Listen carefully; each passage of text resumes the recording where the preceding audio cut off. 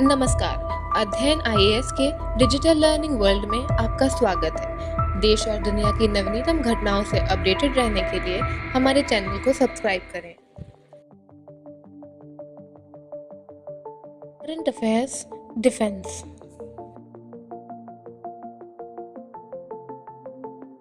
NCC गणतंत्र दिवस शिविर 2024। उपराष्ट्रपति श्री जगदीप धनखड़ ने एनसीसी गणतंत्र दिवस शिविर 2024 का 5 जनवरी 2024 को औपचारिक उद्घाटन किया।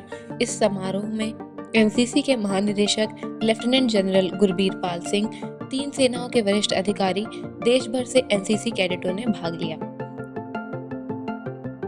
एनसीसी शिविर के उद्घाटन के दौरान उपराष्ट्रपति ने फ्लैग एरिया का दौरा भी किया, जहां विभिन्न एनसीसी निदेशालयों की झांकियां प्रदर्शित की गईं। इसके बाद श्री धनखड़ ने एनसीसी के हॉल ऑफ फेम का दौरा किया और कैडेटों द्वारा किए गए मनमोहक सांस्कृतिक प्रदर्शन को देखा। इस मौके पर श्री धनखड़ ने बताया कि एनसीसी की महिला कैडेट इस गणतंत्र दिवस पर 2 विशेष टुकड़ियों में 2 महिला बैंड के साथ कर्तव्य पथ पर मार्च करेंगी। इन्होंने एनसीसी में महिलाओं की बढ़ती भागीदारी की सराहना की। रक्षा मंत्रालय ने सैन्य उपकरणों की खरीद के लिए 802 करोड़ रुपए के अनुबंध पत्र पर हस्ताक्षर किए। रक्षा मंत्रालय ने 4 जनवरी 2024 को नई दिल्ली में मेसर्स जुपिटर वैगन्स लिमिटेड के साथ 473 करोड़ की लागत की 697 बोगी ओपन मिलिट्री BOM वैगनों की खरीद और मेसर्स BEML लिमिटेड के साथ 329 करोड़ की लागत की 56 mechanical minefield marking equipment mark II की खरीद के सौदे के लिए भारतीय IDDM श्रेणी के तहत 2 अनुबंध पत्रों पर हस्ताक्षर किए। BOM वैगन और MMME का उत्पादन स्वदेशी निर्माताओं से प्राप्त उपकरणों और उप प्रणाली के साथ किया जाएगा, जिससे आत्मनिर्भर भारत के विजन को साकार करते हुए स्वदेशी विनिर्माण एवं रक्षा उत्पादन में निजी क्षेत्र की भागीदारी को बढ़ावा मिलेगा।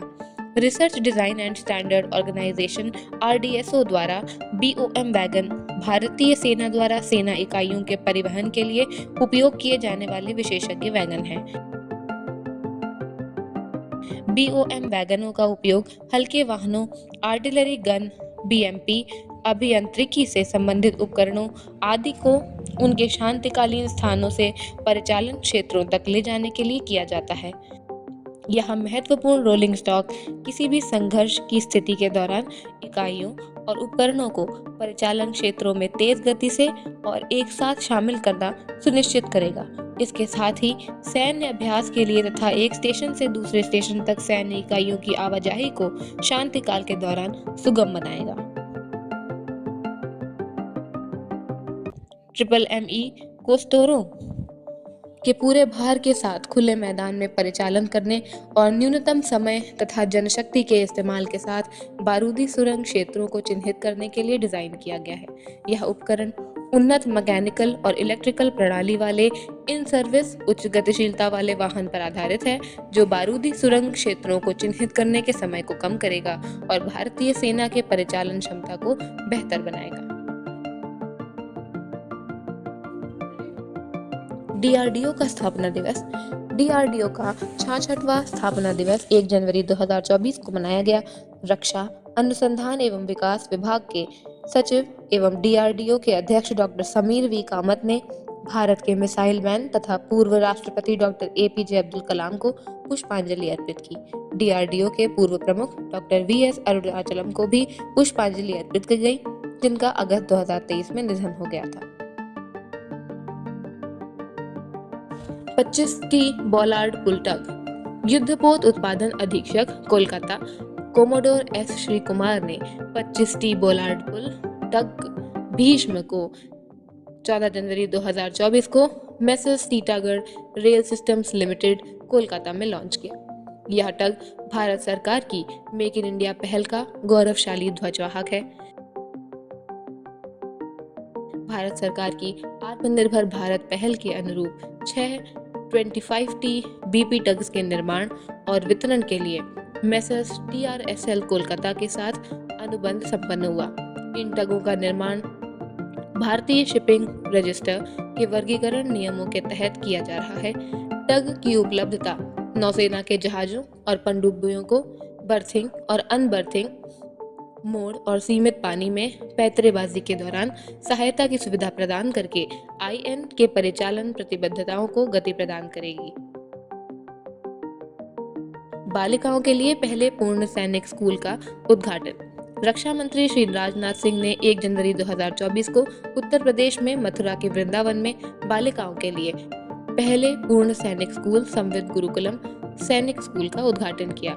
इस विद्यालय में 870 बालिका विद्यार्थियों को शिक्षा एवं प्रशिक्षण प्रदान किया जाएगा। इस स्कूल का उद्घाटन सभी राज्यों एवं केंद्र शासित प्रदेशों में गैर सरकारी संगठनों, निजी राज्य सरकारी विद्यालयों के साथ साझेदारी के अंतर्गत 100 नए सैनिक स्कूलों की स्थापना की पहल के तहत किया गया है, जिनमें से 42 विद्यालय स्थापित किए जा चुके हैं। रक्षा मंत्री ने संविद गुरुकुलम बालिका सैनिक स्कूल को उन लड़कियों के लिए आशा की किरण बताया जो सशस्त्र सीमा बल में शामिल होने तथा मातृभूमि की रक्षा करने की इच्छा रखती हैं। एक झलक मुख्य खबरों पर। Vice admiral Kiran Deshmukh AVSM VSM ने 1 जनवरी 2024 को मटेरियल प्रमुख के रूप में कार्यभार संभाला है। Vice admiral Deshmukh VJTI Mumbai विश्वविद्यालय के पूर्व छात्र हैं और उन्हें 31 मार्च 1986 को भारतीय नौसेना में एक इंजीनियर अधिकारी के रूप में नियुक्त किया गया था।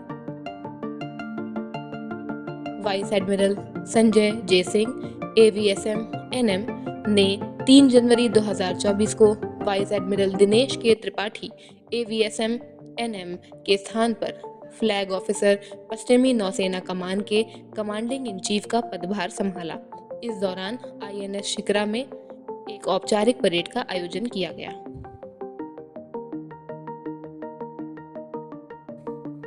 Vice admiral B Shiv Kumar AVSM VSM ने 1 जनवरी 2024 को युद्धपोत उत्पादन और खरीद नियंत्रण के रूप में कार्यभार संभाल लिया है। राष्ट्रीय रक्षा अकादमी के पूर्ववर्ती छात्र रहे vice admiral B Shiv Kumar को 1 जुलाई 1987 को भारतीय नौसेना में एक इलेक्ट्रिकल ऑफिसर के रूप में कमीशन किया गया था। Air vice marshal S Shiv Kumar ने नई दिल्ली स्थित पश्चिमी वायु कमान मुख्यालय के वरिष्ठ प्रभारी अधिकारी प्रशासन के रूप में 1 जनवरी 2024 को पदभार संभाला। रक्षा मंत्री श्री राजनाथ सिंह ने केंद्र शासित प्रदेशों जम्मू और कश्मीर तथा लद्दाख में 4 और राष्ट्रीय कैडेट कोर एनसीसी इकाइयां बढ़ाने के प्रस्ताव को 8 जनवरी को मंजूरी दे दी। अप्रूवल में उधमपुर, कुपवाड़ा और कारगिल में एक मिश्रित सेना बटालियन और उधमपुर में एक एयर स्क्वाड्रॉन शामिल है। रक्षा मंत्री श्री राजनाथ सिंह ने 13 जनवरी 2024 को सीमा सड़क संगठन also known as general reserve engineer force द्वारा विभिन्न जारी परियोजना कार्यों के लिए नियोजित आकस्मिक भुगतान वाले श्रमिकों के लिए एक समूह टर्म बीमा योजना शुरू करने के प्रस्ताव को मंजूरी दे दी। इस योजना के तहत आकस्मिक भुगतान वाले श्रमिकों की किसी भी प्रकार की मृत्यु पर उनके परिवार और निकट संबंधियों को बीमा के रूप में 10 लाख रुपए मूल्य की बीमा राशि प्रदान की जाएगी।